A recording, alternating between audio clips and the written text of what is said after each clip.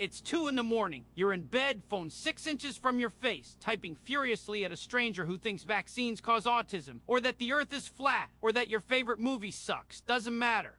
You're 3 paragraphs deep into a reply that nobody asked for, nobody will read, and nobody, I mean nobody, will change their mind because of. And somewhere in the back of your skull, a tiny voice is whispering, "What the hell am I doing?" Good question. Here's a better one. When was the last time you saw someone actually change their mind in a comment section? Not, good point. I mean genuinely, fundamentally shift their position because some guy named Darkwolf1997 dropped a compelling rebuttal in a Reddit thread. I'll wait. Because it doesn't happen, it never happens, and yet we keep doing it, millions of us, every single day. Why? Because we've been sold this beautiful lie that what we're doing online is debate, that we're engaging in the marketplace of ideas, that sunlight is the best disinfectant, that the truth wins out in the end if we just talk it through. It sounds great. It's also complete bullshit. What's actually happening is something way darker and way more embarrassing than any of us want to admit. Let's start with your brain, because your brain is the first thing working against you. There's this thing called the backfire effect. When someone presents you with evidence that contradicts your beliefs, your brain doesn't go, "Oh, interesting, let me reconsider." No, it doubles down. It treats that evidence like a threat, like someone just kicked in your front door. Your amygdala fires up, cortisol floods your system, and suddenly you're not processing information anymore. You're defending territory. It gets worse. Psychologists call it identity protective cognition. Your opinions aren't just opinions. They're load-bearing walls in the structure of who you think you are. You're not just someone who thinks pineapple belongs on pizza. You're the kind of person who thinks that. Attack the opinion, and you're attacking the person. So when someone comes at you in a comment section, you're not defending an argument. You're defending your goddamn identity. And people will die on the stupidest hills imaginable to protect that. But here's where it gets really pathetic. Most of the time, you're not even arguing for the other person's benefit. You're performing for the invisible audience, the lurkers. The people scrolling past who might see your devastating takedown and think, "Wow, that person is so smart and right about everything." You're not trying to convince your opponent. You're trying to look good in front of strangers who will forget you exist in 4 seconds. It's theater. Bad theater. Community college improv level theater. And let's be honest about the other part, the part nobody wants to say out loud. It feels good. Getting into it with someone online, that's a dopamine hit. That little rush when you crap what you think is the perfect response, that notification that someone replied. Your brain is literally treating a Twitter argument the same way it treats a slot machine. You're not enlightening anyone. You're pulling a lever and hoping the next reply gives you the satisfaction of being right. You're a rat in a box pressing a button. Congratulations. Now let's talk about what actually happens in these so-called debates. Because nobody, and I mean nobody, responds to what you actually said. They respond to what they think you said, or what they wish you said so they can tear it apart more easily. It's called a straw man, and it's the unofficial sport of the entire internet.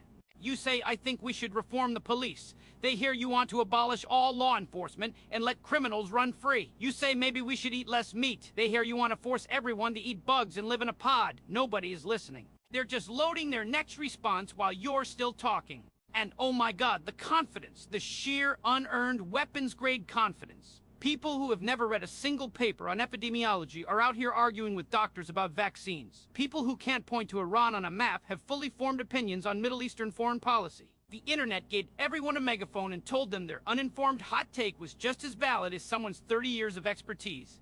The Dunning-Kruger effect isn't a bug of online discourse, it's the goddamn operating system. Now, everything I just described?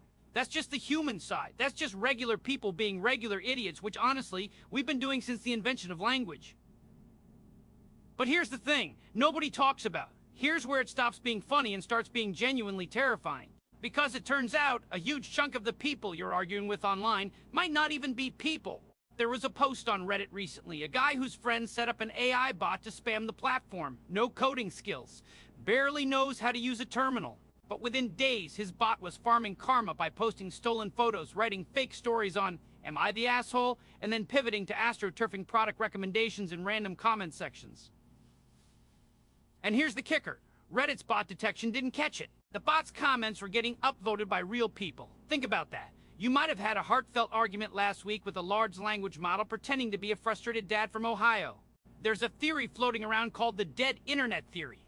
It says that a massive and growing percentage of online activity, the posts, the comments, the engagement, isn't coming from humans anymore. It's bots talking to bots, AI-generated content being upvoted by AI-generated accounts in a feedback loop of synthetic noise that real humans just wander into thinking it's genuine discourse. A few years ago, people called this a conspiracy theory. Now moderators of major subreddits are saying it out loud. They can see it, and they can't stop it. But bots shilling crappy apps are the least of your problems, because governments, actual nation-states with intelligence budgets, are doing this at scale. Russia's Internet Research Agency has been documented running bot farms that mimic the voice of regular Americans, disgruntled workers, frustrated parents, concerned citizens. They post in local subreddits, in swing state communities, in niche interest groups that no fact-checker is monitoring. And they don't just post, they argue. They get into it with real people. They play both sides. The point isn't to win the argument. The point is to make sure the argument never ends. Here's the part that should genuinely scare you. When you see a post with 500 upvotes in your local community subreddit, your brain automatically assumes that's what your neighbors think. That's social proof, one of the most powerful psychological mechanisms we have. We evolved to trust the crowd. But what if every single one of those upvotes came from a server farm in St. Petersburg? You'd never know. You can't tell. And now your perception of what everyone thinks has been manufactured by someone who's never set foot in your city. Your reality just got rewritten, and you didn't even feel it happen. And while foreign governments are busy poisoning the well, the platforms themselves are handing them the goddamn bucket. Because the algorithm, the thing that decides what you see, doesn't optimize for truth. It doesn't optimize for nuance. It doesn't optimize for healthy civic discourse. It optimizes for engagement. And what drives engagement? Outrage, anger, fear. The most inflammatory, reductive, brain-dead take gets boosted to the top because it generates the most clicks, the most replies, the most time spent on the platform. The algorithm is a machine that turns your worst impulses into advertising revenue. And here's the dirty little secret that ties it all together. Reddit, Meta, X, they're publicly traded companies. Their stock price depends on user growth and engagement numbers. So when bot farms flood their platforms with fake accounts and synthetic activity, what do you think happens? Those bots show up in the quarterly earnings report as active users. They inflate engagement metrics. They make the platform look healthier and more valuable than it actually is. So why would Reddit crack down on bots? Every bot they ban is a line item that disappears from the spreadsheet. They're not just failing to fix the problem is their goddamn business model. So let's zoom out and look at what's actually been accomplished here. You've got human psychology rigged to make people defensive instead of curious. You've got algorithms designed to amplify the dumbest, loudest takes. You've got bots manufacturing fake consensus and fake outrage. You've got governments weaponizing all of it. And at the center of this shitstorm is you, a real person, trying to have a real conversation and wondering why it feels like screaming into a void. Here's the answer nobody wants to hear. The exhaustion is the point. If you're tired, cynical, and convinced that nothing is true and everyone is lying, congratulations, you've been successfully neutralized. You're not a threat to anyone anymore. And the cruelest part? Even the well-meaning people get weaponized. The person who genuinely cares about an issue and posts a thoughtful, nuanced take, they're doing free labor for the algorithm. Their sincerity generates engagement, which generates outrage responses, which generates more engagement, which generates ad revenue. You think you're fighting the good fight. You're actually just content. You're raw material being fed into a machine that doesn't give a single solitary shit whether you're right or wrong, as long as you keep typing. Let's talk about what this does to your brain over time. Because it's not nothing. Constant exposure to hostile, bad faith arguments rewires how you see other people. You start assuming the worst. You start reading malice into everything. You lose the ability to have a normal conversation because your brain is permanently stuck in combat mode. Studies have linked heavy social media use to increased anxiety, depression, and a measurable decline in empathy. You're not just wasting your time in these arguments, you're actively making yourself a worse, sadder, more suspicious person. And the platform will never tell you that because your misery is profitable. So what do? I'm not gonna stand here and tell you to just log off like some boomer who thinks the internet is optional in 2026. It's not. But you can stop playing the game. And the first step is recognizing that it is a game. One that's rigged against you from every possible angle. Your psychology is rigged. The algorithm is rigged. The other accounts might not even be real. Once you see the machine for what it is, something shifts. You stop trying to win arguments that were never winnable.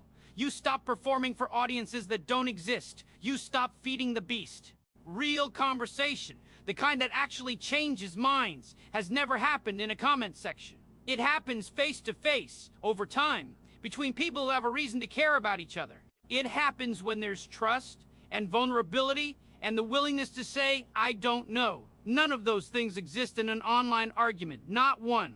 You cannot replicate trust through text with a stranger. You cannot be vulnerable with someone who's one click away from screenshotting your words and dunking on you for clout. The medium is broken. Stop blaming yourself for not being able to fix it. Here's my rules. Take them or leave them. 1. If an argument feels urgent, it's bait. Real important things don't need you to respond in 30 seconds. 2. If you can't steelman the other person's position, if you can't state their argument better than they can, you don't understand it well enough to disagree. Shut up and listen.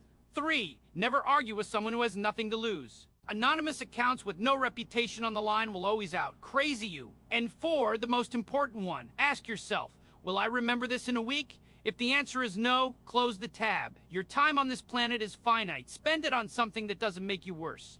So, it's 2 in the morning again. You're in bed, phone in your face. Someone is wrong on the internet, and now you know the truth. The argument was never real. It was a performance running on a stage built by algorithms, watched by bots, funded by ad revenue, and occasionally directed by a government that wants you too tired and too angry to think straight.